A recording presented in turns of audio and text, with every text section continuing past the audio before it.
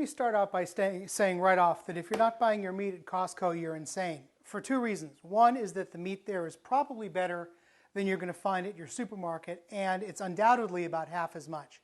I have in front of me a large boneless ribeye. If it had the bones in it, it would be a standing rib roast, and if it were prime, it would be a prime rib roast. This is choice. Choice is a grade of meat just one below prime.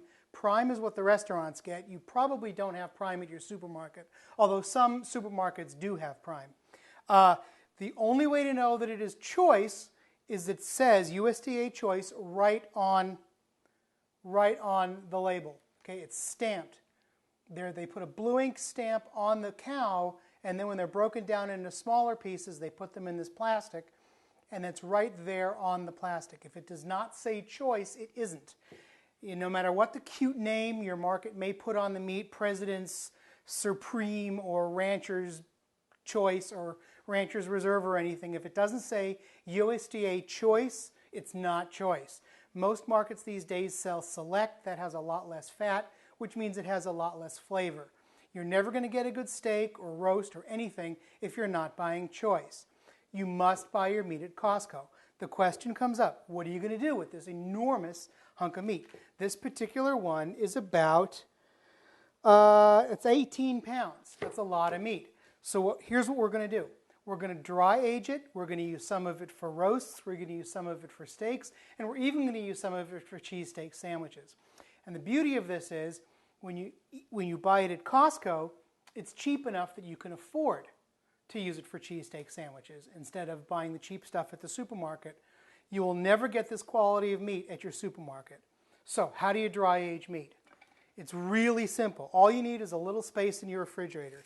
You can cut the plastic right open like this. You do not have to wash this. It's going to bleed over your cutting board. That's okay. Take your roast, and all you need is a tray with a rack in it. I've got some foil underneath, so whatever juices come off this, they'll go onto the foil, and it's easy cleanup. Right onto the tray. This can go directly into the trash. If you want to rinse the juices and dump them in the sink, that's perfectly fine. You can do that. I'm going to take the trash out right now so it won't smell up my kitchen. Now, how long do you age the beef for? You can age it for up to 12 weeks. It will start smelling a little funky, I'll tell you right now. It's going to get beefier and beefier as it ages. A couple of things are going to happen. The enzymes that are in the beef, now that they've been exposed to air, are going to start getting to work. They're going to start working on the beef and making it more tender. Also, you're going to lose some moisture through evaporation. So it's going to shrink a little bit. The outside is going to get very dark and crusty, and the inside will get incredibly tender and very, very intensely flavored. We're going to come back in a week or so. We're going to trim this up, and it's going to be absolutely unbelievable. You're going to lose some weight after you're trimming it and through evaporation, as I mentioned, so your end cost will be about double what you paid for it. But even at double the original price at Costco, that's still less than it would have cost you at the supermarket, and in the supermarket it would not have been dry aged. This was about $7.58 a pound at Costco. For choice ribeye at the supermarket, it's $15-16 a pound. Once again, if you're not buying your meat at Costco, you're nuts. You're out of your mind. Shop at Costco, dry age your meat.